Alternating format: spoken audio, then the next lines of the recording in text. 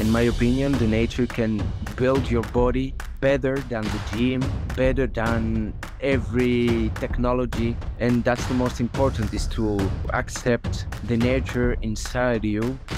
The nature is absolutely different. You have the sun, you have the ground contact, you have the spiritual connection with the woods, with the nature, with the sand, with the sea. And this is the most important, because you can reconnect with your DNA, and your DNA, I think, is adventurer. The humanity always explore new lands, new things, and we forgot everything about that in our modern society. Hey guys, before we get to this week's episode, I wanted to let you know about an exciting development at Evolve Move Play. So we are bringing back our 2-day traveling workshops. So that means one of our workshops might be coming out to a city near you, or potentially you could reach out to us and bring us to a city near you. We did this for years. When I started Evolve Move Play, I taught traveling workshops all over the world from 2013 to 2019. But after the birth of my youngest daughter, I needed to stay home more with my wife and my 3 kids. And so we stopped those. But now we have a really amazing staff of teachers who've come up with me through the retreats of the last few years. And I myself have a little bit more freedom to travel. So we've got 4 upcoming dates here in the States and 2 dates in Europe coming up where you can come and train with us for just 2 days. That means it's going to be a lot easier entry point as far as cost and logistics for you to come and join us. So check out what's going on with our 2-day workshops in the link down below. And we look forward to seeing you in a city near you soon. Welcome, Leo, to the Evolve Move Play podcast. It's a pleasure to have you. Hey, Rev, how are you? I'm super happy to be here with you. So for the audience, Leo is a professional parkour athlete and the founder of something called the Primal method, and well known now fairly worldwide as one of the kind of leading tree jumping climbing men out there. And has been doing a lot of really interesting things as well in going out and studying the movement of animals as inspiration for his practice. So I've been following Leo's movement since, I think, 2007. That's when the original Human Z video came out, right? Yeah, it's right. Yeah, and obviously there's a lot of common ground between us in the ways that we practice. So I've been looking forward to having this conversation for a long time. So yeah, I think that's about it. So tell me, what is the primal approach? Like, how did that become the thing that you were doing? I think, to be honest, the primal approach for us Occidental people is to reconnect with yourself, with your natural part, with your instincts, with your savage part, you know. So this year I'm traveling around the world. For example, my next journey,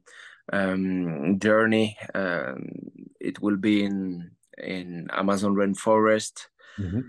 So yeah, it's totally different, the approach um, about the nature for the Amerindian people, natives from the jungle. And in my last trip, I opened my mind about the primal method, because I don't create nothing. I'm just like David Bell in the first time, you know. David was inspired by animals too, by military methods, by gymnastics, everything, things like that.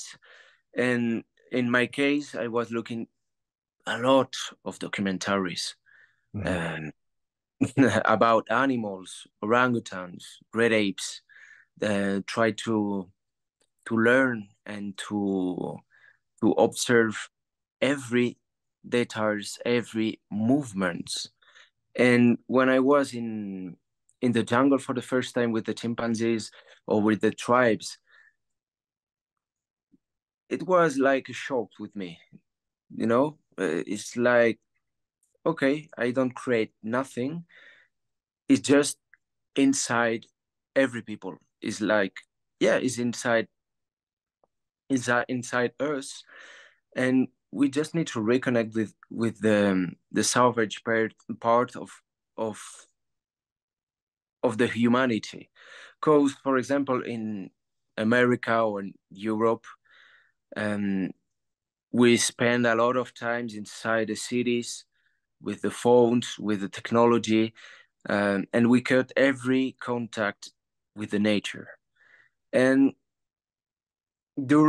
for example, during a lot of generations, we cut this contact. But for example, tribes in Africa or Indonesia, America, don't cut the contact with the nature, and they are super connected with the savage part, not like us, you know. And I'm just an Occidental guy, a white guy, doing a normal stuff because it's absolutely normal to be barefoot, for example. Yeah. And we forgot everything about that. But to be barefoot in the nature is like the most normal thing for a human. Yeah, it's interesting because what is unusual though is the setting out to do these things as practices, right? Yes, Like I right.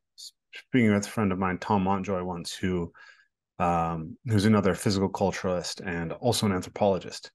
And so he did his PhD work in some Pacific islands. I can't remember which one, but he was talking about how he went out there and he had a kettlebell and he had rings, and he would like do his ring muscle ups and his kettlebell swings, and he'd run and then he'd swim, and the natives would just laugh at him because they didn't understand the idea of doing movement for no other purpose but movement. They swam all the time to catch fish, right? They climbed trees to get coconuts, but they didn't practice muscle ups on the rings, right? It's the idea of Yeah, going out to discover just how we can climb a tree. In some sense, as an adult, that seems unique to me from the perspective of these tribal cultures. Has that been your experience, or what do you see when you've gone out? Do you recognize what I'm pointing to here? when I was there with the tribe people, it was just in like Avatar, you know, it's another world. It's Mhm. absolutely different than everything that I know. So yeah, and I was very impressed by the skills of these Mhm. people climb the trees. It's like super normal for them to climb a tree. It's super easy. I discovered for the first time the lianas to climb the trees, the big trees, more than 60 meters. It's so huge, you know. And for the first time, I climbed the lianas. But for the tribe people, the native people, is the routine, you know, is every day to hunt the monkeys with the I don't know what is the name of this It's called weapon, the blowguns. blow, you know. Blowgun.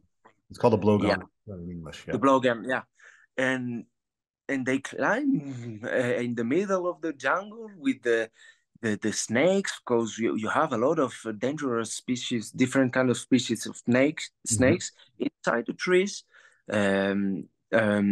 Hunts, um, bees, and is dangerous stuff to climb the trees, but they live like that, and it's absolutely normal. It's the routine since 1,000 years, and it's normal. The thing is not normal is to live like the Occidental people, disconnected. Uh, we we probably in, I don't know, maybe 100 years we forgot about walking. You know, so it's the decadence of the humanity, in my opinion. Mhm. So let's rewind for a second. You started parkour around the same time I did, eh? Like I'm going on 18 years of practice now. So I started in 2005. Maybe you were a little bit before that, around the same time. Yeah, Yeah, around the same time. Yeah. yeah, around the same time. And you were in your early teens when you started. I was 23, so I think you're about 10 years younger than me. So you were what, 13, 14 when you started? I started around, yes, 12 years, 12 years old. Okay. 11, 12 years, yes. So are you what, 29, 30 right now? 30, yeah. 30. Okay. I'm So a young. yeah, that's good. Uh, and tell me about the evolution. I know you had access to the trees that have been seen in your videos up in Andorra from very early on in your practice. But initially you were also going into the city a lot. How did that shift over time? Yeah, because in Andorra, I had the possibility to switch between the city and the mountains. And I was living in Golasters. And Golasters is close to the city, but it's 600 meters high to the city in the mountains. But you still have the forest, pine forest with a big lake. I also have two big antennas, more than 100 meters high, and yeah, it was like the paradise for me to develop every skills and to translate my parkour skills inside the forest. Because, for example, two walls or a wall and a barrier, um, in the city, you have the perfect geometry and the perfect is very symmetric, you know. But in the tree, it's not about the distance; it's more about the feeling and how to feel and to put your body inside the tree to cross, for example, between two branches, and everything is absolutely different.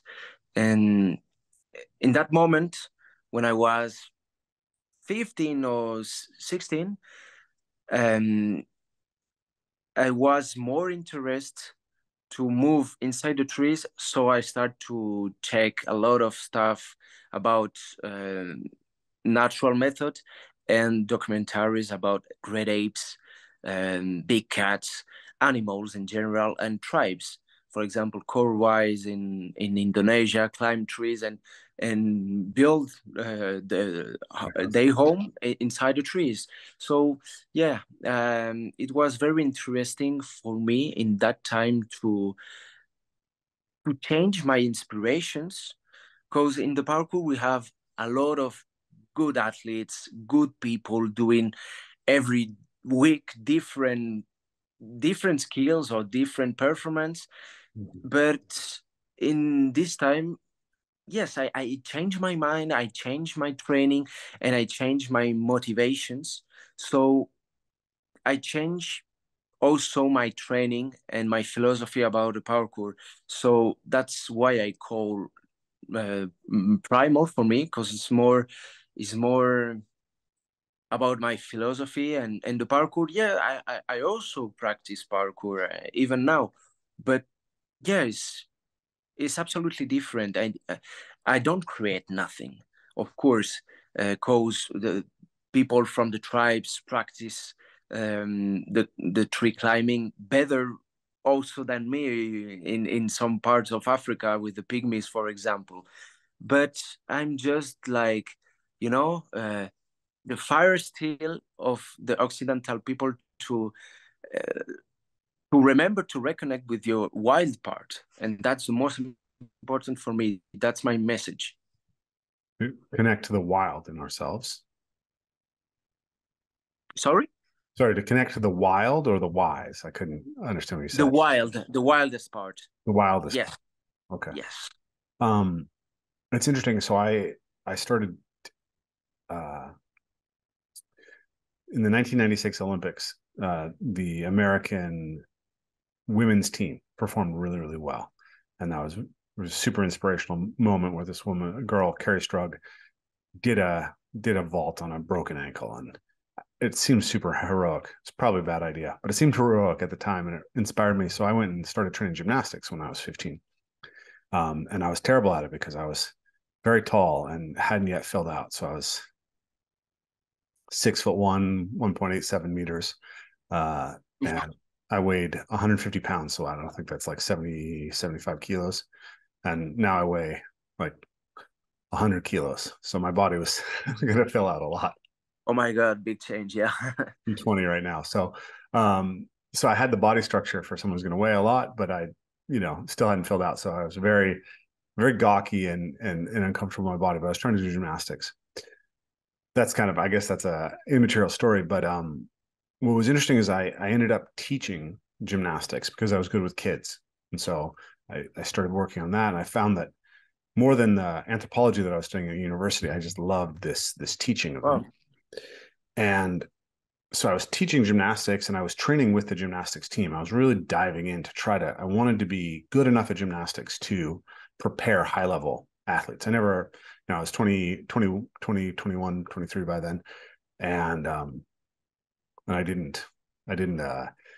was obviously never going to be a professional gymnast, but I wanted to be good enough to help these kids. Right. And then I discovered parkour.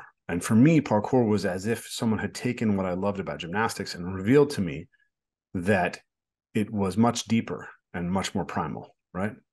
And in the same sense, like I wanted to go, I loved being in nature and I had grown up climbing trees all the time. But I was like trying to imagine the skills that we use in parkour, the Kong vaults. It's like, how would I do a Kong vault out in nature? Like, how would I use these skills? How would I do a lazy vault or a dash vault? yeah. Um, and It was very similar for me at the beginning. mhm. Very similar. Yeah, and so then there was this moment of discovery that of how we can move in nature, and in the same sense that like parkour is it's like closer to the form, right? Like the platonic essence of what it means to locomote yourself as a human being than gymnastics is. Gymnastics Yeah. is trying to be what parkour is. That's how I feel about it. And Yeah, then you're right. yeah, and then nature, parkour in nature or locomotion in nature. That's where it all comes from. That's the root of it. Right? That's why my events are called Return to the Source, because that's returning to that source of movement. So it's interesting to hear you talk about that sense of going back. But I had the sense initially, like I remember the hesitation about going to nature because I couldn't map the movements that I had learned in parkour into the natural spaces. So I'm curious how that one. It sounds like you've been doing parkour primarily in the urban space for 2 to 3 years before you started really exploring nature. Exactly. Also grown up climbing those trees like as a kid, right? You had that, Yeah, like you, I think. yeah. And the separation wasn't so big, right? Because, I became an adult. I stopped climbing the trees as part of just childhood play, maybe at 15, 16. And then I was 23 when I discovered parkour, but you're still a child really when you discover parkour. So Yeah. then you go into the trees again when you're 15 or 16. How did that interact with the identity as a parkour athlete and the exploration specifically of the skills that were important in the parkour culture? Yeah. To be to be honest, at the beginning, for me, the difference between the parkour and the primal,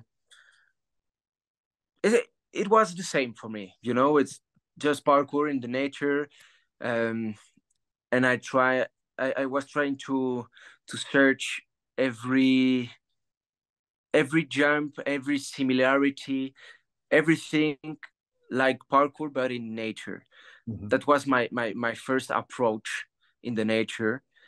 But now it's absolutely different. So for me now is very important and vital for me to be just in the nature, not necessarily doing primal things or parkour things. No, just to be in the nature and feel the nature. Every day is mm, it's like, yeah, it's like it's my routine. Now I can't be in the cities. I can be. It's not possible to me to stay a long time in the cities. It's very toxic for me. It's horrible. And for me, actually, it's absolutely necessary to be in the nature every day of my life.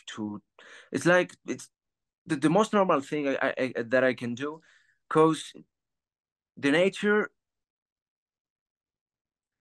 how to do that. The nature is like you know, I feel like I'm part of the nature, and at the beginning it was. I'm still here. Oh yeah, well, you stay here. Okay. At the first time, it was just for the performance. It was just for discover my skills, discover my identity and myself. But now is the nature apports to me a lot, and I consider me like not a defensor about the nature and biodiversity, but I want to be. Yeah, I want to, how to say that, I want to say the thanks to the nature, because probably is one of the functions of my life, you know. So now I'm doing a lot of stuff for that, documentaries around the world for the French TV, and also for my channel YouTube.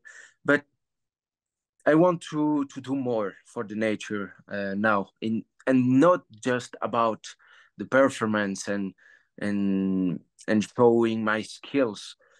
It's more about trying to protect the last virgin place of the nature and show these magical places to the people, to the humanity.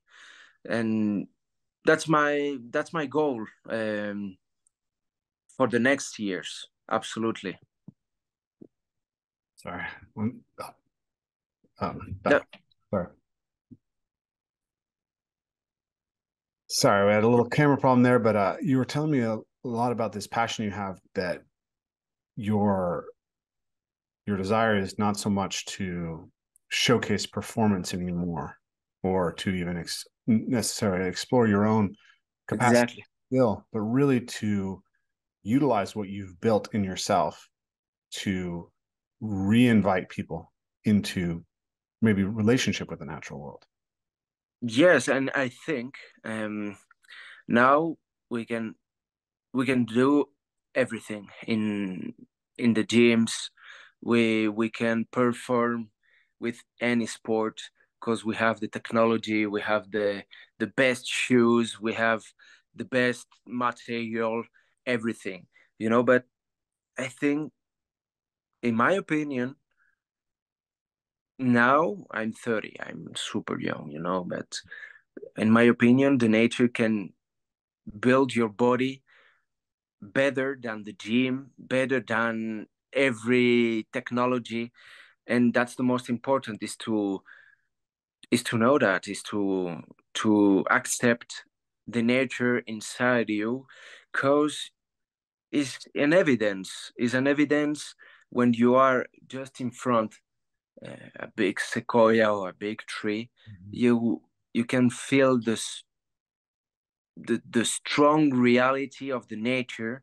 And when you are in the fucking gym with the I don't know, this kind of exercise, yeah, you can build a big body, but everything around that is not real. The food is not real, the material is not real, the light is not real. uh, in the nature is absolutely different. You have the sun, you have the ground contact, you have the spiritual connection, because I believe in that. You have the spiritual connection with the woods, with the nature, with the sand, with the sea. And this is the most important, because you can reconnect with your DNA. And your DNA, I think, is adventurer, is the humanity always explore new lands, new things, and we forgot everything about that now, actually, in our modern society.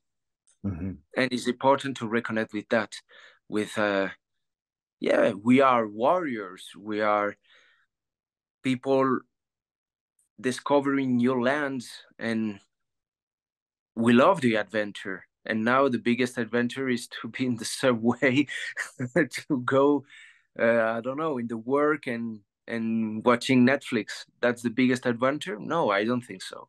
Yeah, I think a lot of people think they're finding that adventure through like video games and exploration of the digital space. And Um, Because it's easy to win something in the video games or in some apps like Tinder. You can have one woman maybe this night, but Mhm. you you are disconnected about the real things in the reality. Yeah, I've been thinking a lot about the the research in psychology says that meaning in life is driven by our sense of connectedness.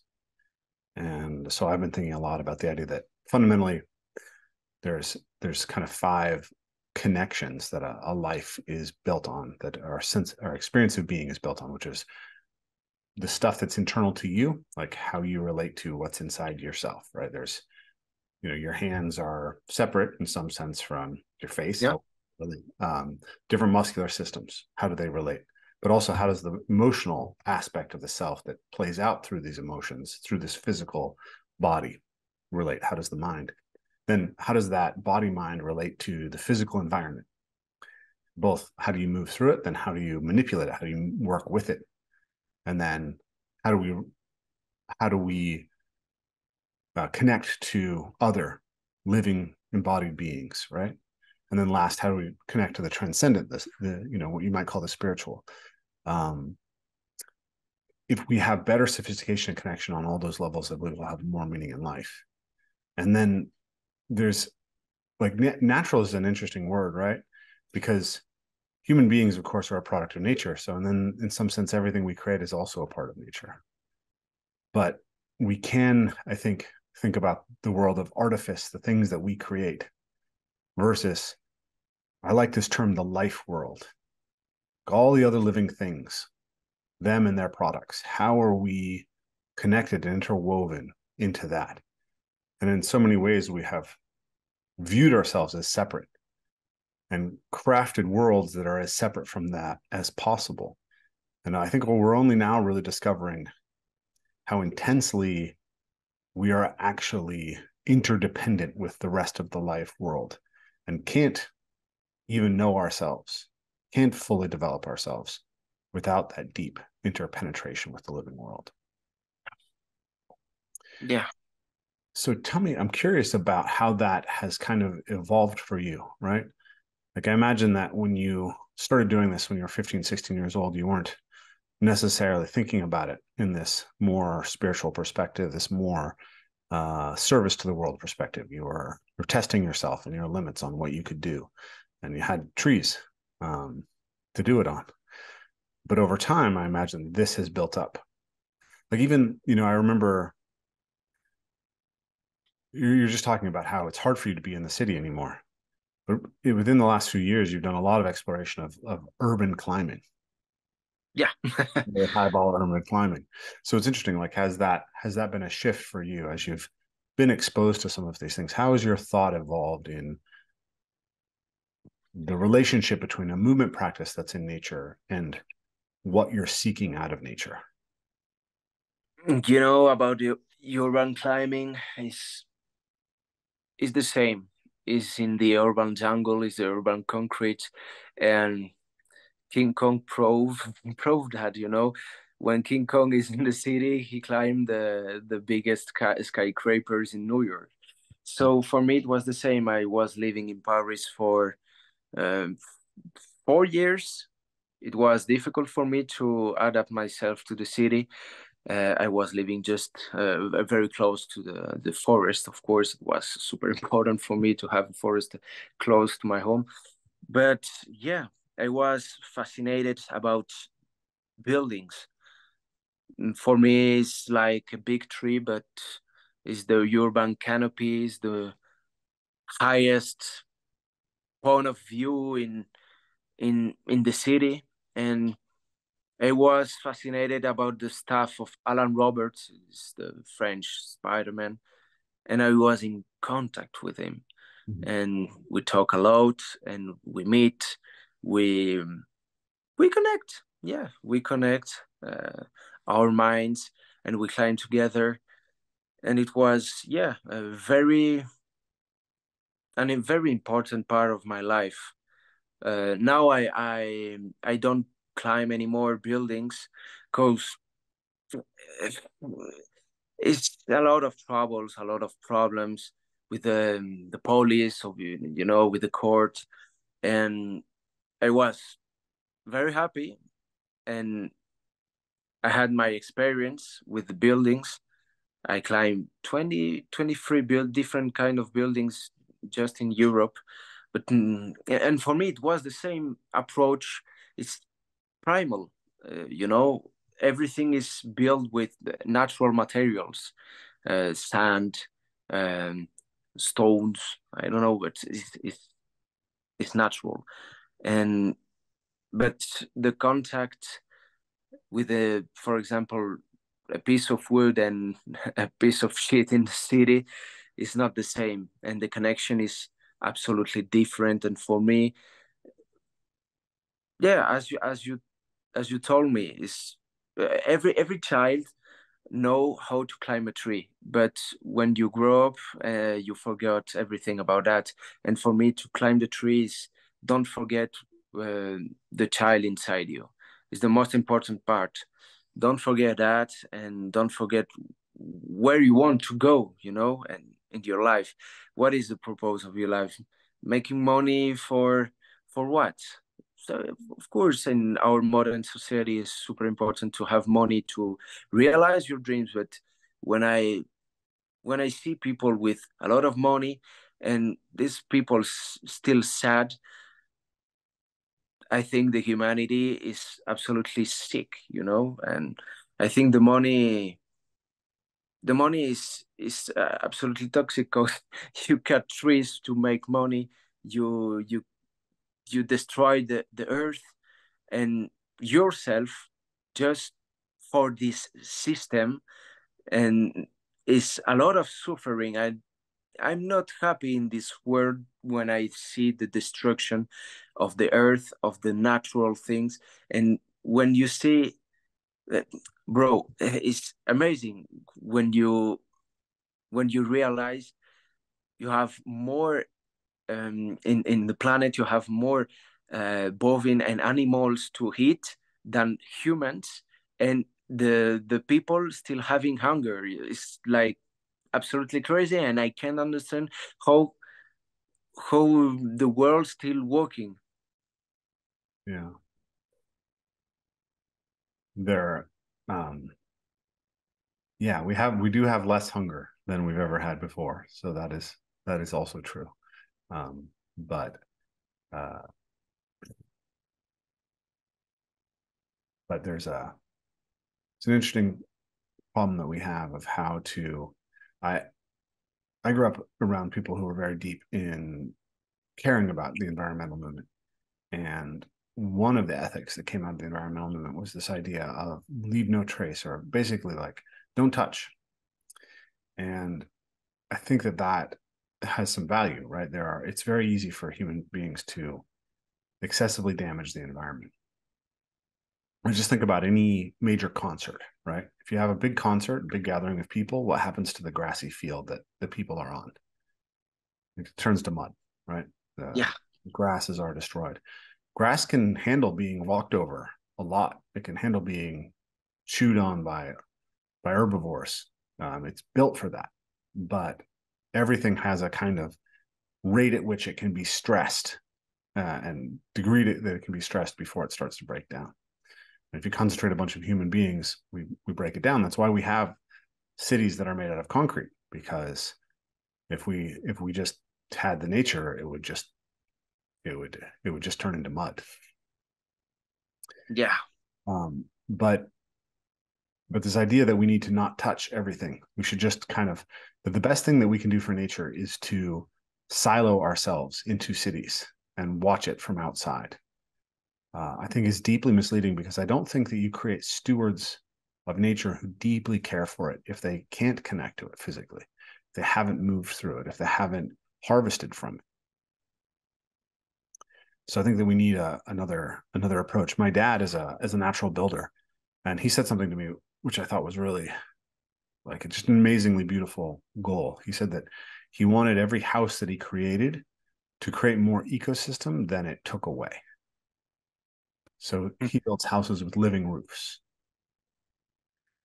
And I think this is this is the interesting thing, is that human beings can actually be stewards and contributors to the value of nature. The interesting thing is, like, when we climb trees, um, the trees get stronger if we don't climb them excessively, because trees, like human beings, respond to the stresses that they experience, right? So wind trains a tree's limbs, just like, climbing the tree trains your limbs. But when you're moving in the tree, it's actually making the tree stronger, so long as you don't overstress it. And so this is an interesting thing for folks like I, because we're trying to invite people back into a relationship with nature. But if we invite people back into a relationship with nature and everyone sees this one tree, and we get a huge concentration of people who go to that tree, we're going to kill that tree. Yeah, I But think. Yeah. Sorry, continue. but if we can get more human beings to have a relationship with trees, we strengthen the humans, we strengthen the trees, and we strengthen the drive in the human beings to make sure that the trees are taken care of and planted and continue to be a part of our environment. So we have to kind of navigate this balance of inviting people in a way that builds sustainability as we go. Yeah, I absolutely agree. Yeah. So I'm curious about your, as you've kind of built yourself into moving in the trees, and has there been a community that's built up around you and those practices in France and in Andorra? How has that played out, or have you been pretty much on your own doing this over the last decade and a half? Yeah, the things change very fast, and I think more in now with the social medias, everything, and people can reconnect. I think with my videos, with the primal part of ourselves, and I think the relationship with the tree is very personal. Every people can find um, answers about ourselves inside the tree. But I think, yeah, and the tree is the best, is my best friend to build my body and my mind. Because when you see, for example, a great ape like orangutan, Mm-hmm. you can see some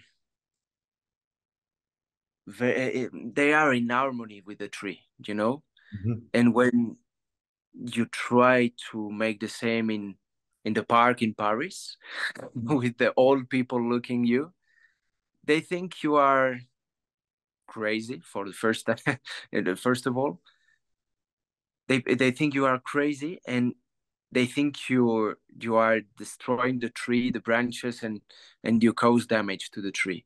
But it's not true. It's not true, because when you have experience like orangutans, you can be part of the tree, and the trees live uh, in harmony with a lot of animals, in birds, apes, butterflies, insects. Of course, you have some insects, they can kill the tree, and some animals can damage the tree. That's right. But the trees live with a lot of biodiversity, and they can, for example, in the city, you have just one tree here, and a few meters or more, you have another, and they don't have any contact. Yeah, Let's try that again. So, where were we? We just realized that we were not recording. just So, the question, yeah, maybe, or yeah. The question, I think what we were talking about right before we left was, um, how to be in harmony with the trees, right? And what that means, right? You were talking about how there's biodiversity, and there are plants and insects and fungi that can be destructive to the trees, but also it's all part of one web of life. And there's a way in which we as human beings can be destructive to the trees, but also we can actually build a relationship with the trees that's mutually beneficial. Yeah, I think it's beneficial for the tree, for both of them, you know. So for you can have more strength, more health, more flexibility, thanks to the tree, thanks to the relationship you can establish with the tree, and that is an important fact. Is better than every gym. Is better than every workout. For me, the tree can learn to you everything. Mm-hmm. You can answer your questions to the trees, and yeah, for me, the relationship with the trees is absolutely uh, important in our modern societies, to be in the nature barefoot in the trees. So yeah, I think we forgot we are warriors, you know. um our warrior minds, to be a warrior is not killing people and and try to conquer other lands. No, it's more about a philosophy and parkour stuff and primal. To be in the nature for me is to be a real human, you know. And it's very important to me to feel this part of humanity inside me, because I feel more strong. I feel i'm I'm honest with myself and with the others, and it's just thanks to the relationship with the nature and with the trees. And that's the most important thing for me in the life, in this moment in my life. So that's why I want to protect the biodiversity with my little person, because I'm just a human, you know. But with my contribution with the videos on YouTube, I can show the last places, the last virgin places on this planet, and how to try to protect this amazing planet and stop to try to conquer Mars or the moon. It's not important. The most important is to protect the magic place that you have here. Yeah. It's the Earth. We don't have the trees in Mars, you know. So Sure. It's funny that you should say that because that's like it's a personal thing of mine. It makes sense that it matters to you too, but I feel like we're stuck um in this mindset of wanting to ascend out of being earthlings. And I think it's fundamentally deeply mistaken because we are earthlings. So I call yeah, this the escape eschatology. Eschatology means the knowledge of the end times or the theory of how things end. And so, our Christian heritage gave us this idea that there's this kingdom of heaven that is, to be revealed. And so there's been many ways of imagining this kingdom of heaven that we're moving towards, and this idea of history as progress. And there's a machine-based vision of what, absolutely, and that machine-based vision tends to play out as either interstellar colonization or digitization, right? Like we will be free of the sin of being poor, weak, humble human beings when we colonize other planets or when we upload ourselves into the cloud. And I think that this is incredibly mistaken because I think that we are already in a relationship that's in a world that's so alien to us that it's causing us profound suffering, and that the path to redemption in some sense is actually reclaiming the relationship with the earth. We absolutely. When you talk about the trees, you mentioned the tree is the best gym, the tree is all these things. Like the way that I think about it is we actually are inheritors of 60 million years or 60 to 90 million years of our Yeah, evolution. Like a human being has binocular vision and grasping hands and shoulders that do this and a chest that's flat instead of keel shaped like a dog's, because we come from tree climbing animals. And people tend to think that we we became human when we came down from the trees, and therefore that's that's the break point. But if you look at hunter forager tribes, as you've gone and moved with them, find that the trees are really important.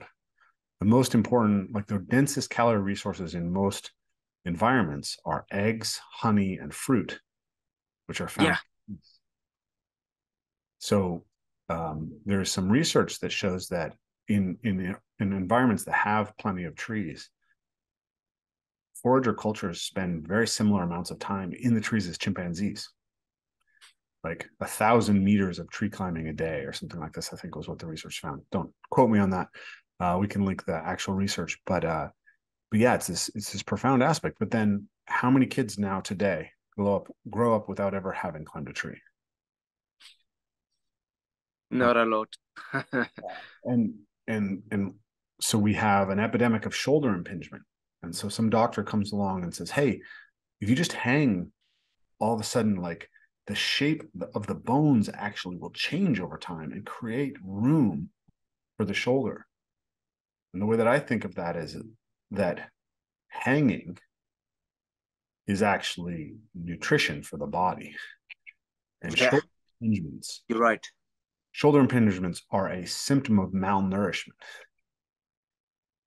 And Yeah, your body change. My body, because I observe myself since I start this activity, and your body change a lot when you are in the trees. My flexibility of shoulders, my feet also look. So it's like my shoes. I don't use any more shoes, and my hands too. So yeah, everything changed. Your bones, your health, your brain too, your creativity inside the trees, your vision. Because when you are in the inside the trees with the branches, you are in 3 dimension. So it's absolutely different than our world. You have straight routes. Everything is very perfect. We think we are intelligent and smart just because we have a smartphone, but we are less intelligent than the tribes because we don't use the um, our brains for example, hunt, run, um, build a home, try to survive. We don't have any spiritual connection with nothing. Maybe religions, but for me, in our modern society, the religion are more toxic than I don't know. Is very good in the paper, to be Christian or Muslim or to believe in gods or I don't know, but he don't change nothing when you look people in the cities. This is not the true beliefs and the true connections because you are inside a home, everything is um, fake. The light, the ground, the shoes. This is made with petrol. So yeah, you believe in God. It's good for you. I'm happy for you. But I think you are a very better person than me because I don't believe in God.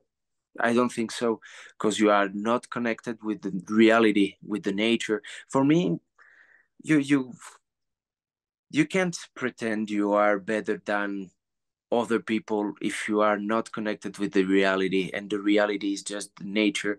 We think the people from tribes are savage and are stupid because they don't know how to read or how to I don't know, to use a smartphone, for example.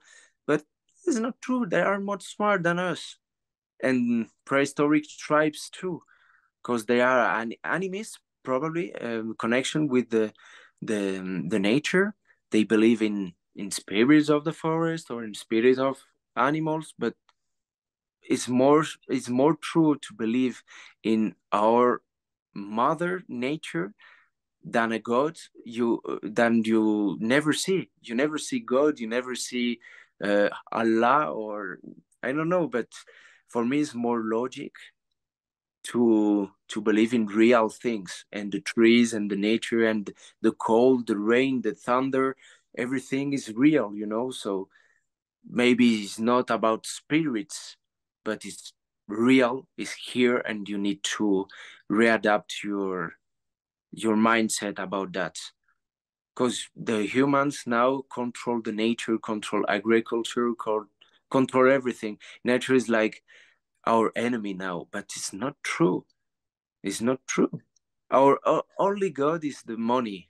Yeah, that I think is true. It's interesting. I've been working a lot with the ideas of Jordan Peterson, who talks a lot about the value of the biblical stories and Mm.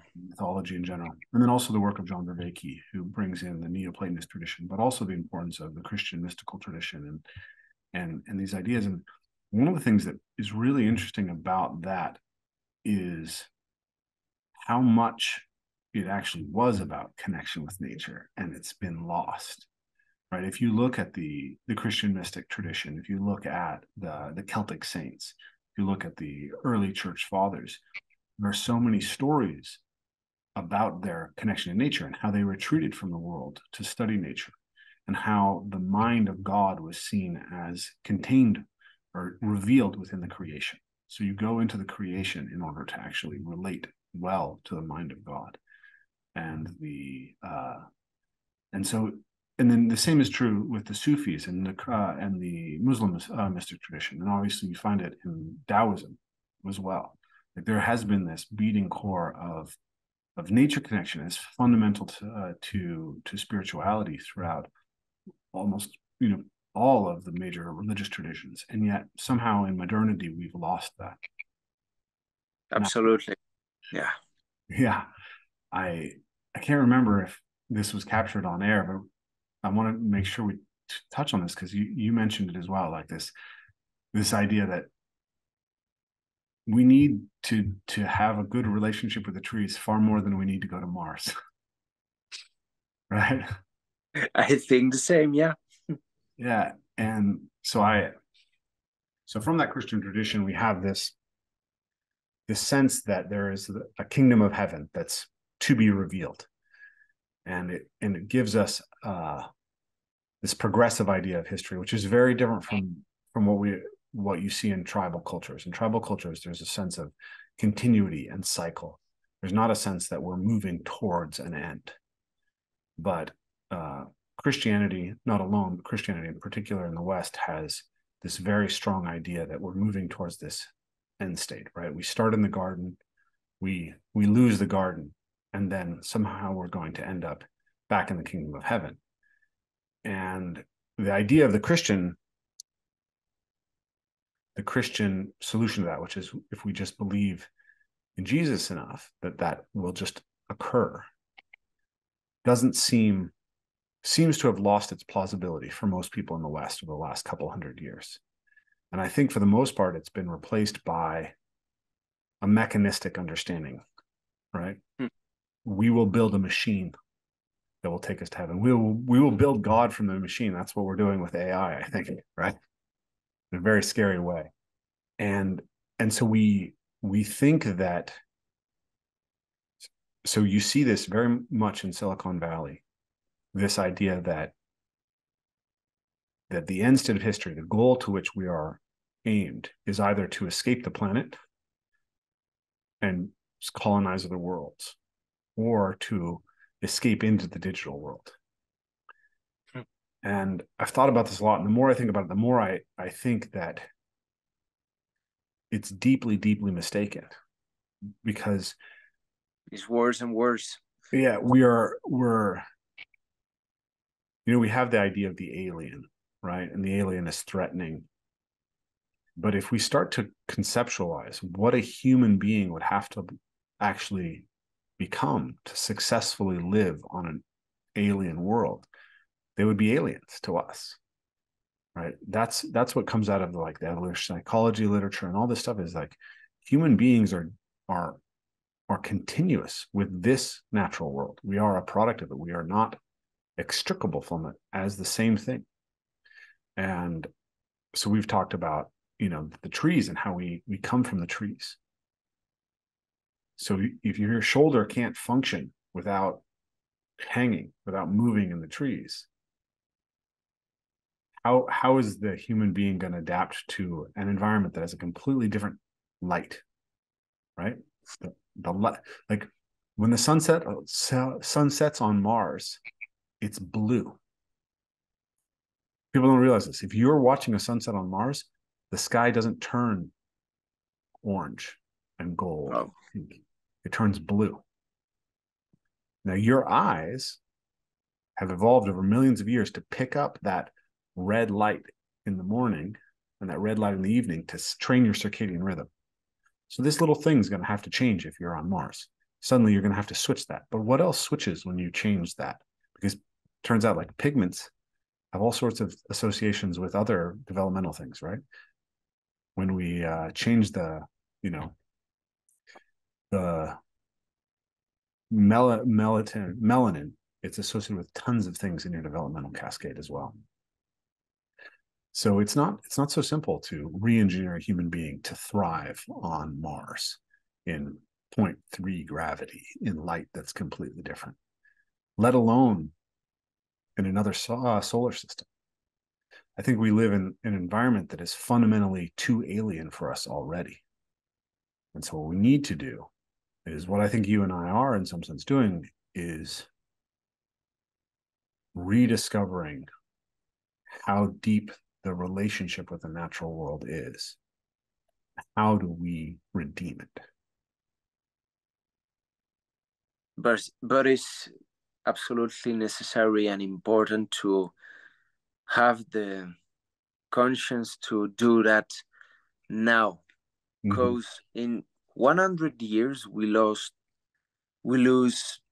70% of the virgin parts of the world, and 80% of the biodiversity. So now it's, for me, I think it's too late, but it's never too late, no. But Well, I think we are almost in the hell. You was talking about the heaven and the hell, and the heaven still existing in the earth is the natural places. The hell for me is the cities and the machine of the madness, humanity destroying everything.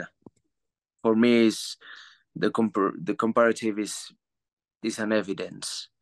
So yeah, we are absolutely stupid.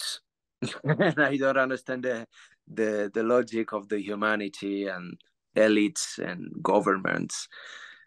Why we need to destroy the nature?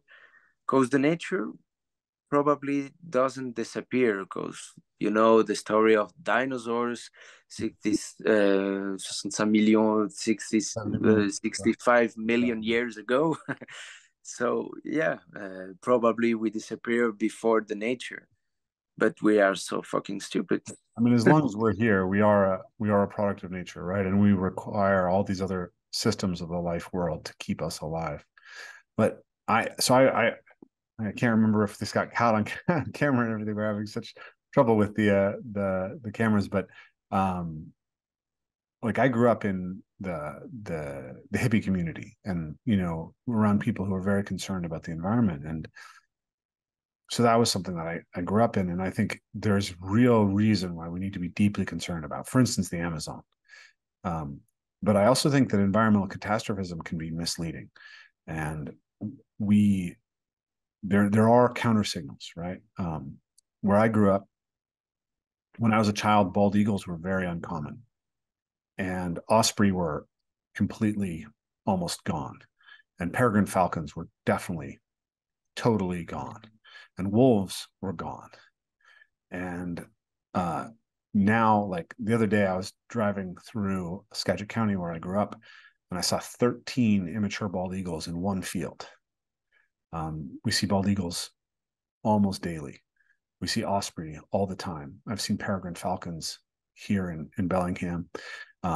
We have wolf packs. I think we have 26 wolf packs in Washington State now. If you look at the UNECE cultures, which includes almost the entire Northern Hemisphere, you see that there is a substantial net regrowth of forests through that entire region. So human beings can shift their relationship to nature. And interestingly, I think there's a potential for a positive relationship between technology and the natural world, because it's where we've made people wealthy enough to where we've developed enough wealth to care deeply about nature, because it's hard to care about saving the tigers when you're starving. But where that's happened, you're seeing that environmental movements are growing, the land is being set aside, and that the desire for a proper relationship with nature is coming back. So I think there's I believe that there's hope for sure, and I believe that that that taking the joy that a child has in climbing a tree and using that as the scaffolding to bring people into awareness of nature as something they have to be in relationship to, and then that relationship has to be cared for, right? We can't treat it just as a resource to be extracted. I actually think that to do that well, we have to get people to start to have a fundamental relationship with nature that's not simply something that we observe or read about in books or go to a zoo to see. Yeah.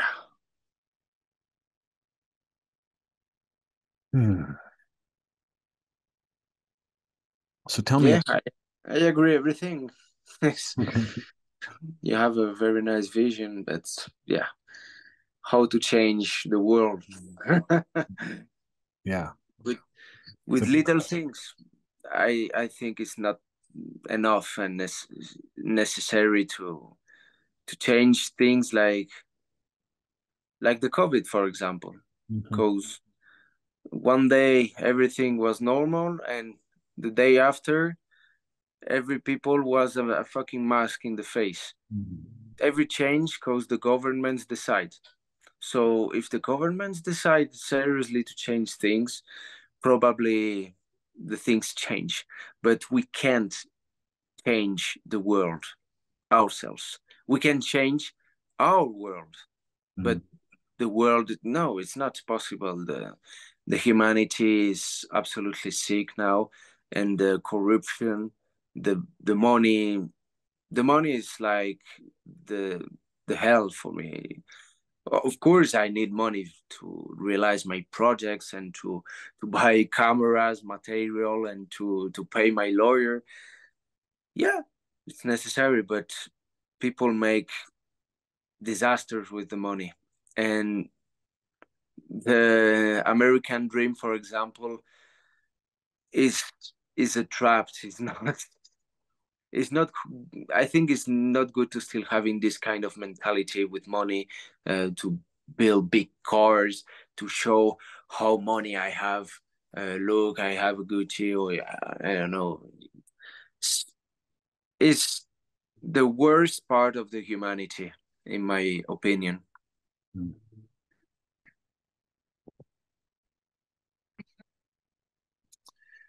It's interesting because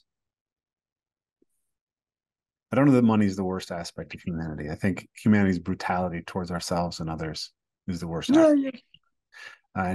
And interestingly, what money has done is it's actually created, on one level, the first thing that it does is it helps create a potential to get something from each other without resorting to violence.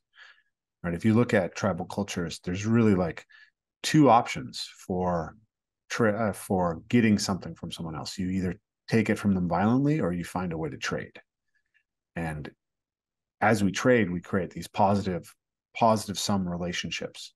And the interesting thing that for me, that what I work on is understanding is that capitalism really works as a way to create those positive sum relationships, but it has this problem, which is that now the accumulation of money becomes the god, right?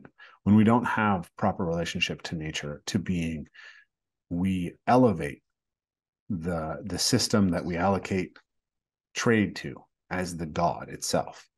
And I mentioned Jordan Peterson. He talks about the idea that the ultimate solution to the corruption of the state is the virtue of individuals.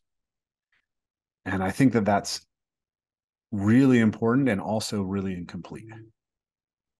We have to cultivate the virtue of individuals, and we also have to work for incentive structures that work well with virtuous individuals. I think there's no system of government that's so well designed that it is invulnerable to corrupt people. But there's also no realistic set of people who are virtuous enough that they can't be corrupted by bad incentive structures. And so we have to work on both, right? So I admire, and I think of myself as in kind of the Jordan Peterson side of that, which is the cultivation of the individual. And then I think of people like Daniel Schmachtenberger as people who are really looking at the systematic incentives and how we need to shift them, the whole game B conversation. But I think it's important not to become too disillusioned, right?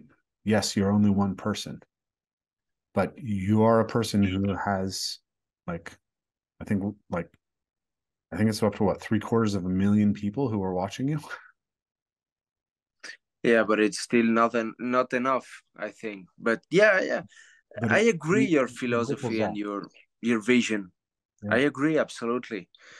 But I think we don't have time now. It's like it's the end, you know? So Well, so there's two answers to that. One is if it is the end, if something survives, how do we set what survives up yeah, across time? exactly. How do we build? How do we make the make sure that the most important things are recoverable from the ashes? Or two, we don't know the future. We don't know if it's too bad, so we got to keep fighting, right? So I mean, predicting the future is hard, and we've been wrong a lot, right? If you look at Paul Ehrlich and the population bomb, in 1970, I think 1969, he predicted that by the 1990s we'd have widespread famine worldwide, and he was wrong, right? We have more food supply, we have fewer people starving than Yeah. ever in human history. So maybe it's too late, or maybe we just can't see the future that well. But what we can do is we can act to help the people around us recognize the most important things and become more virtuous people. And I think that what you're doing by going out and showcasing the remaining tribes, showcasing the tigers and the orangutans, is you're opening up people's hearts to the fact that those things are still important, right? If like many people who maybe just did parkour because it was fun, and they find your video and they're excited by you flying through the trees, and they keep watching, and then they see you in Rajasthan with the tigers, and maybe that ignites a little bit more love, a little bit more passion for the tigers. And that does make a change. Like that's the type of changes that we have available to us. You know what I love so much? Animals. Mm-hmm. You know what? I love animals because they are perfect. The Mm-hmm. humans need to search the goals in the life, why I'm here. I need to try to find some reason to live or to continue living. Animals are perfect and they are super smart, more than we can imagine, you know. So yeah, you're right, and I agree everything you told. And I think, yeah, of course, I want to fight for the biodiversity, resting in this planet, the animals, and the passion I have. And you're right, I don't know the future, but I'm in these times. Yes, probably the reason is um, I travel a lot in last month. and I'm a little bit pessimist about the nature, the future, and the nature of the humanity. So Mm. yeah, probably it's just um, an episode of my life now, but probably my vision change. I think you are a good person and you're right in a lot of things and facts. But yeah, I'm a little bit pessimist about the future because Recorded. So you were just expressing your feelings about the importance of of protecting biodiversity, and you were talking about yeah, I think you're right. The most important is to have the opportunity and to have your mind open to change your perspectives, your rules, to be flexible, everything, every time. And yeah, you can have convictions and you can for example, I want to defend biodiversity, for example, but you have a lot of different um, kind of forms to defend the biodiversity, and I need to be flexible with my mind to learn every day. So for example, I learn with you now, I learn more English, of course. That's one of the first facts for me, and it's very good. Um, and yeah, I think it's one of the most important things. We need to be teachers, but we need to be students too, and all of our lives. And is very important in my opinion. absolutely, yeah, always a student. Um, so you've just come back from a series of tours. Tell me, you went to Uganda to see the chimpanzees, Yeah. Uganda, and then you went to was it Algeria for the baboons or macaques? No, barbarian macaques So that's Barbary macaques is in what country? in Morocco, in the Morocco. Atlas part, in the mountains. Morocco. So Uganda, Morocco, um, and then you've been to see the orangutans as well, or is that happen? No, this is for August. August? Okay, and then Yeah. you went to India to experience the tigers, and then you have been to the Amazon recently as well. I think I saw a video of that. I haven't Yeah. watched the video yet. YouTube won't give Yeah. me English subtitles, so I can't do the French subtitles. Yeah. There is subtitles in English, but from YouTube. So you have you've been there, and then you're going to Borneo to see to see the Sumatra, Sumatra. Okay, Sumatra. um, and it seems like this has been a pretty intense experience for you emotionally to go to these places. Yeah, absolutely. It's it's a big dream for me Mhm. because chimpanzees and orangutans are my favorite inspirations to move in the trees. I think they are the king of the canopy, and probably more the orangutans because Mhm. um, they have similar weight, Mhm. uh, like me, like you, like maybe in kilograms. The biggest orangutan is close to 200 kilograms, So they move in the trees in the top of the canopy, Yeah. like, like, wow, So yeah, they inspire me a lot because one of the frequent questions I have in my Instagram is um, how to don't break the branches, Mhm. you know? And it's still my question with the orangutans. So I need to see that Yeah. with my own eyes. Yeah, it's interesting. I think when so like I said, I grew up climbing trees, all the time. And when I first took my parkour students and started taking them into nature, I discovered that they would break limbs that I wouldn't break. And that was really upsetting to me anytime that a tree limb got broken. And I couldn't understand it at first. Like I literally, I climbed through this one tree, and I had a student who was a child, who's a, like a 10-year-old boy who weighed 70 pounds, and he climbed and he broke this branch. Luckily, the branch wasn't completely broken; it just cracked and then it healed. But I was like, how did this 10-year-old break a branch that as a 200 plus pound adult man didn't break? And so I started to really attune to like, what is the difference in the way that I'm moving compared to people, and realized that there was a lot of implicit understanding that I had that I just developed through doing it a lot as a kid. And so the things that I noticed was that people don't respect that tree branches are levers, and that the further you are from the fulcrum, the greater force that you're putting on. So a lot of times I swing and I naturally just put my hands as close to the trunk as I can get, basically comfortable, right? And and then people will try to do the same thing as me, and they just won't attend to the fact that they're jumping much farther out on the branch. And then I'm also much better at recognizing and paying attention to signals that the branch is rotten. And that's something that a lot of people don't have an attunement to. And then there's even a sense of the rhythm of force development. You can't be so sharp and sudden in the way that you put force into a branch. You have to feel the way it moves. So there's a time when you can put your force, or when you can apply force to a branch.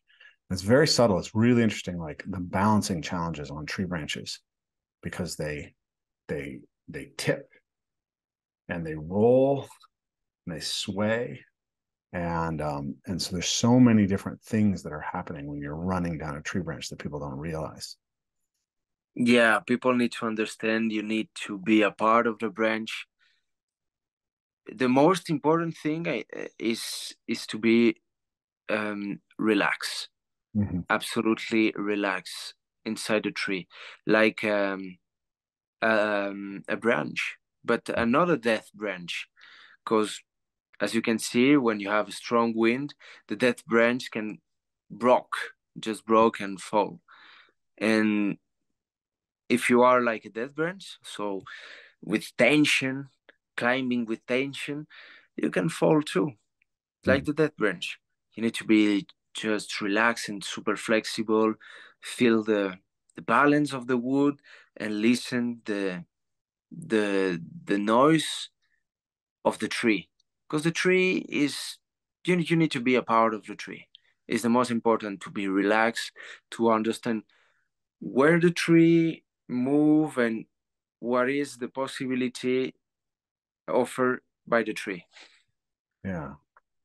That idea of relaxation is key. The sense that so often we are over tense, right? We're over rigid, and that makes our movement Yeah.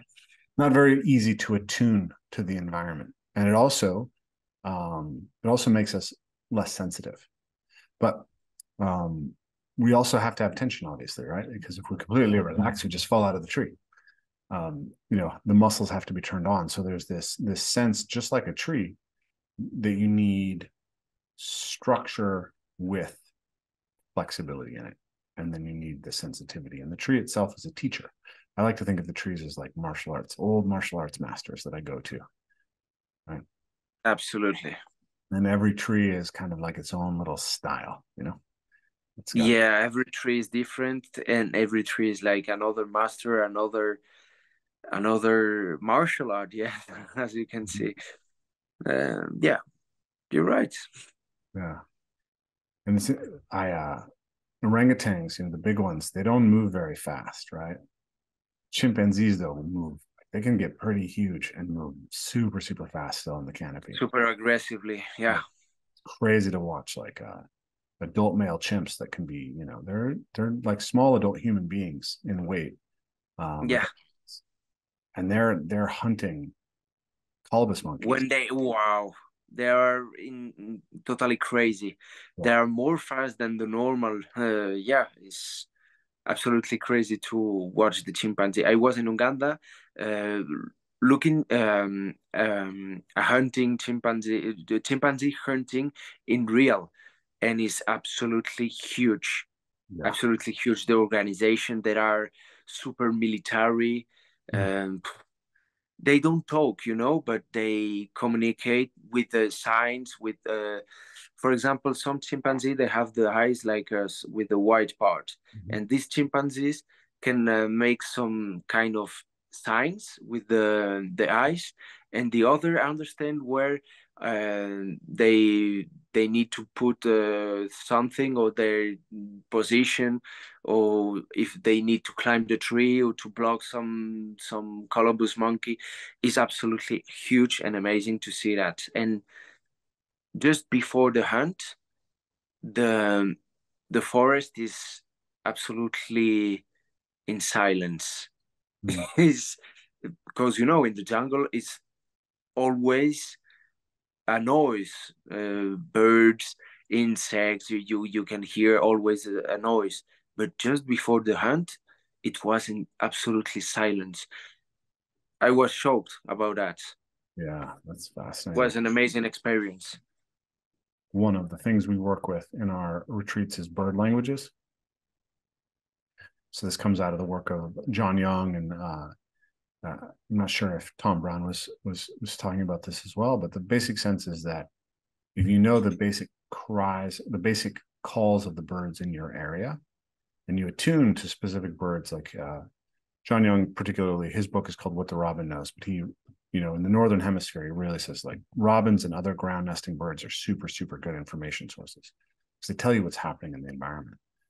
So if you attune yourself enough to the birds, you can actually hear where a predator is in the environment by Hmm.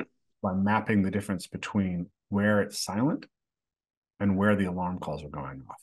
Because the birds that are too close to the predator will be totally silent. But then the birds that are far enough away will start alarm calling. And so you can track the cone of silence through the forest and then get a sense for where a predator is. Yeah, the alarm call. That's remember me the leopards and peacocks, for example, in India. Mm-hmm. The alarm call of the peacocks. Yeah, it's very important to. Yeah, and for example, native people know perfectly the sounds of the nature and how to describe every situation. And yes, native people fascinate me. Yeah. It's interesting. You talked about the idea that you feel like they're smarter than we are. Um, Yeah. and I would say they're smart for a different world. But it's interesting because it's kind of the world that they're smart for the world we evolved for. Um, I, I started training parkour in nature, and I'm curious to hear your experience about this. But I started training parkour in nature, and I didn't know what kind of trees I was in. So the cedar trees that I was moving in, they had these incredible shapes, and I was like, I need to find other trees like this. And so I started trying to figure it out and asking around, and like turned out they were Western red cedar, which is the third most common tree in the area. But why were they like this in this one place? So then it wasn't just the species of tree. I needed to know what was unique about these trees. So it turns out that Western red cedars will crown, they will send out tree branches right at their roots, basically, right directly above the ground, if they have lots of light around them. But if they're in a closed canopy forest, that goes straight up. So I've seen the same thing with the beech trees. Like you put a beech tree in a in a in a park, and it'll create these crazy shapes. You put it in a forest. I've walked through forests in Denmark that are like 100% beech trees. There's not a limb available. It's not 40 feet off the ground, right? So, so you learn, okay, it's not just about the tree, the type of tree, but the species of tree. It's about where the tree lives. And then you become interested in the life of the tree.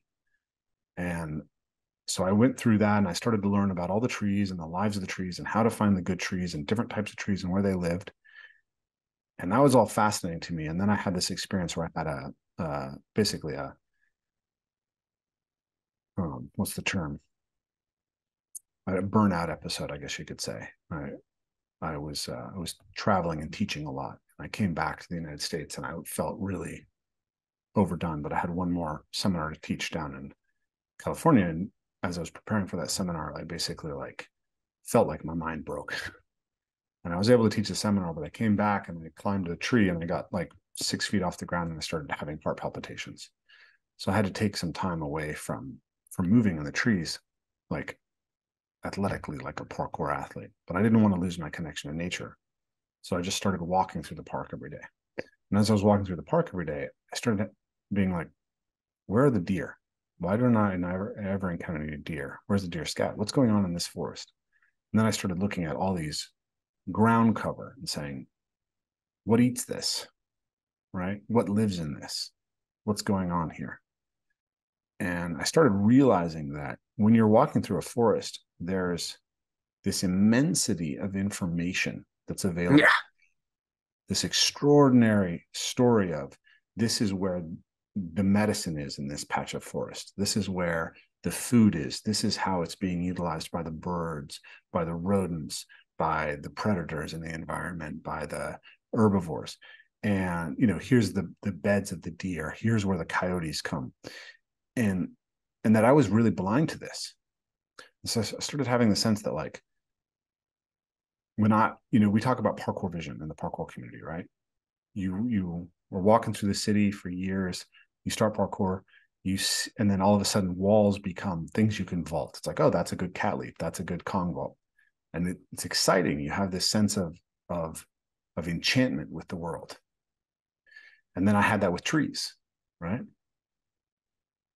And there's meaning in the world, but and you know that everyone's blind to that, right? Most people are walking by that tree and they just see green. It's not a place that you could jump and swing from. They don't know the species of the tree. They don't know anything about it, right? But then you think, how would a human being whose livelihood depended upon the land see that? What are the meanings intrinsic in it? And so I started to think that, like, a modern sedentary Westerner walking through the forest is like an illiterate person walking through the Library of Alexandria. They're surrounded by the most important stories that have ever been, and they're completely unable to read them. And so that was my ignition moment for, like, I have to learn about this place. I have to learn to read this, you know? And there's been so many beautiful moments where, you know, I walk out into the field next to my house and there's snow. And then I see where the coyote's been hunting voles under the snow. You can track where they ran and then how they dived into the snow and pulled the voles out. And it's like, how many people can see that something happened there at all? How many people would notice that as opposed to just snow? So yeah, I'm curious how that did that develop in a similar way for you, and how did that come about? To be honest, at the beginning, I just was looking for the perfect tree, Mm-hmm. like the perfect wall, or the perfect place, spot parkour.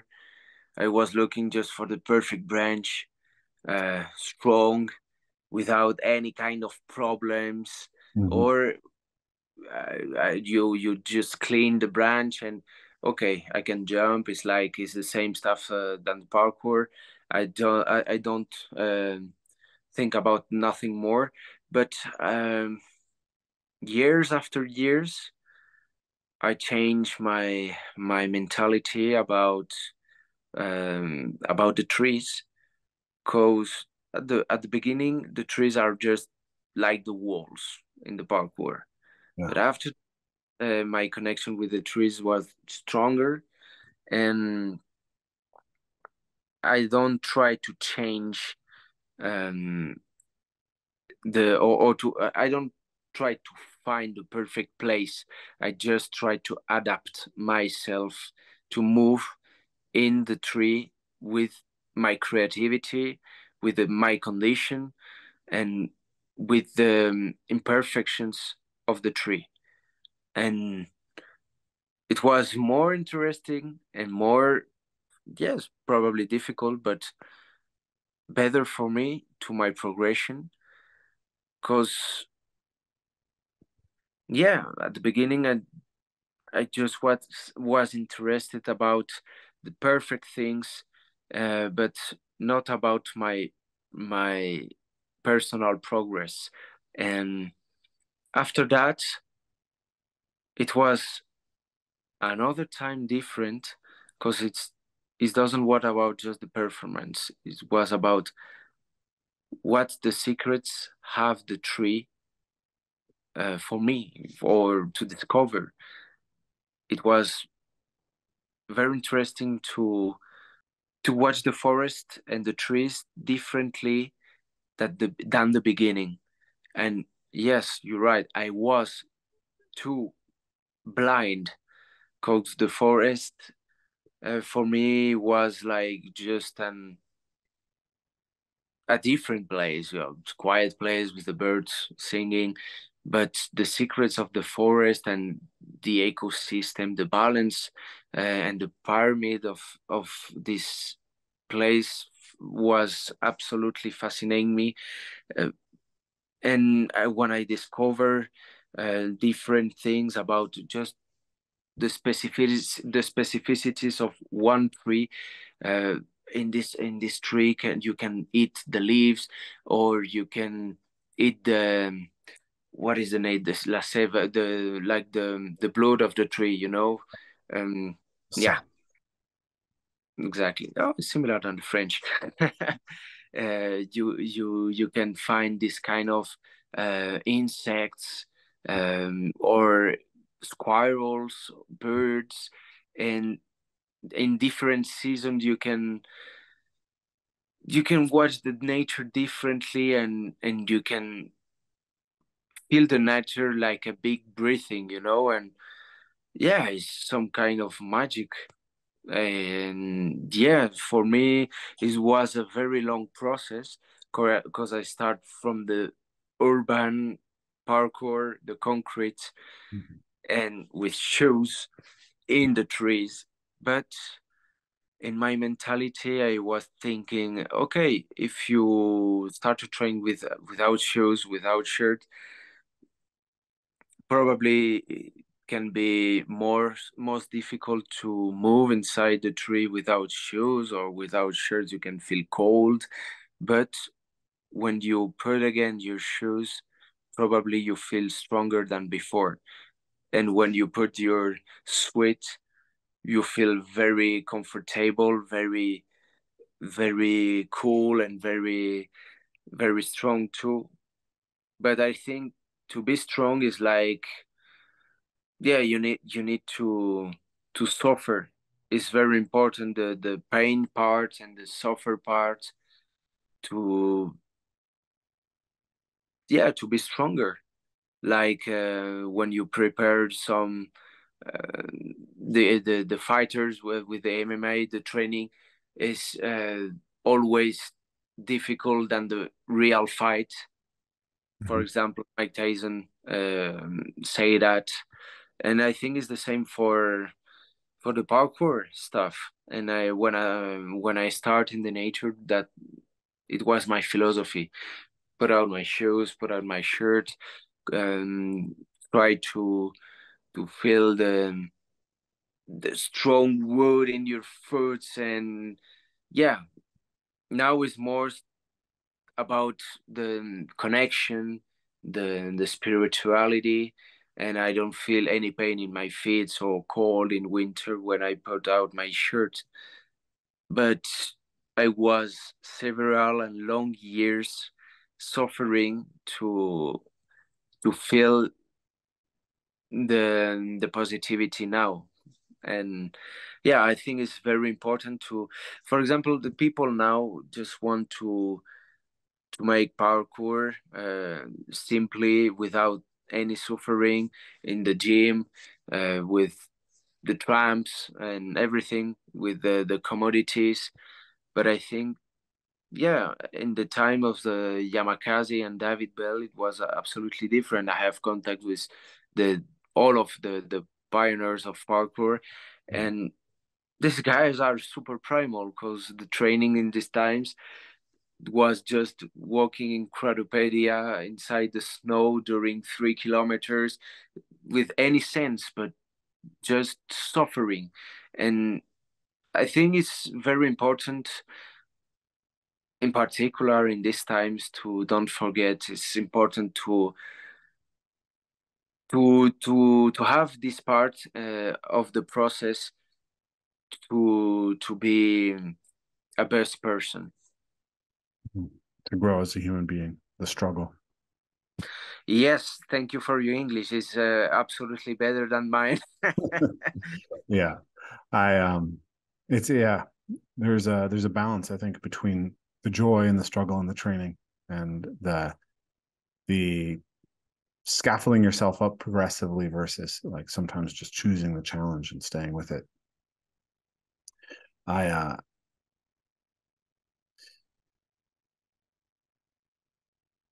I think we should come to a close in our conversation for today. It's been really, really good to connect with you. It feels like it's been a deep conversation that's kind of gone in places I didn't necessarily anticipate. But for people who are interested in what you're doing, who want to support the trips that you're making to highlight these natural spaces, who maybe want to support the charities that you're working with, is there anything you want to share about what you're doing and how people can get involved? You know, when I started, I was very savage gay, uh, very Very, alone too. very solitary. Okay. Yeah. Yeah, solitary, savage, alone. I grew up myself, so every day I was training in the morning, wake up at 6 morning in the in the snow, in the rain. It doesn't matter. So every day I was motivated to continue the training. I stopped the school super early Mhm. at 14. I continued the school in home, but in this time I was a lot of time to the training, and it was my obsession to be strong, to to continue my way, by myself, and I was happy doing that. But now when I'm thinking about that, I think I was crazy. But yeah, I was happy doing my job, and I was, as I told you, super savage. And when I was 18, 20, my mother was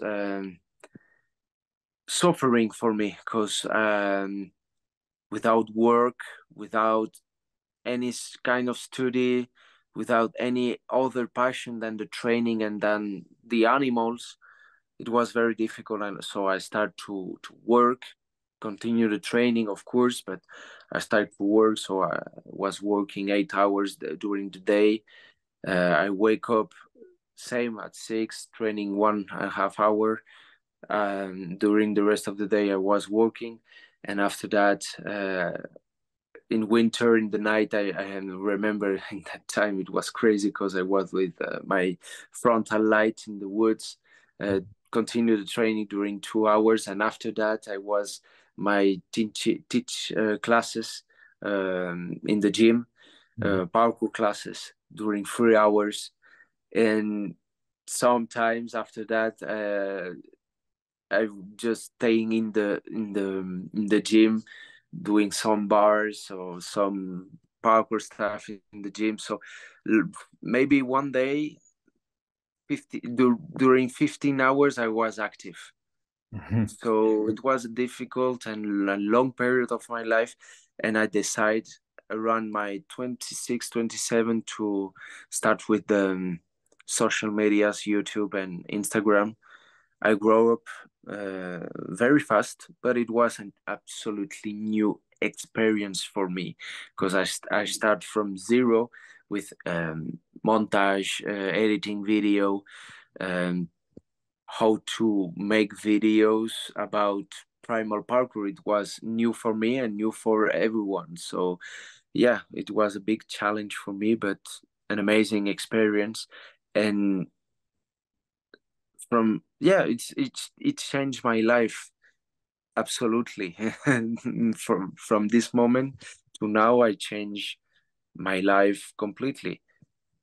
Yeah. And people start to be inspired by my videos, my training, my philosophy. I start to climb buildings too.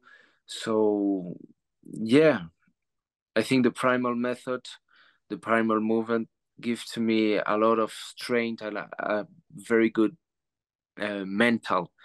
Because, for example, last year I was doing a series about extreme sports.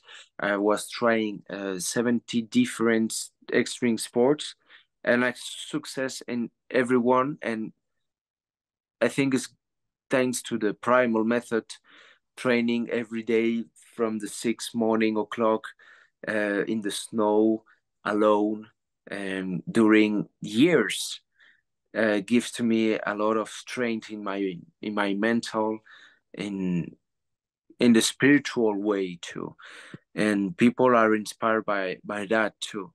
And today, yes, I have the opportunity to travel around the world and to expand my quest and my philosophy about the primal movement. My vision is it was at the beginning, it was my dream to live the life that I live today.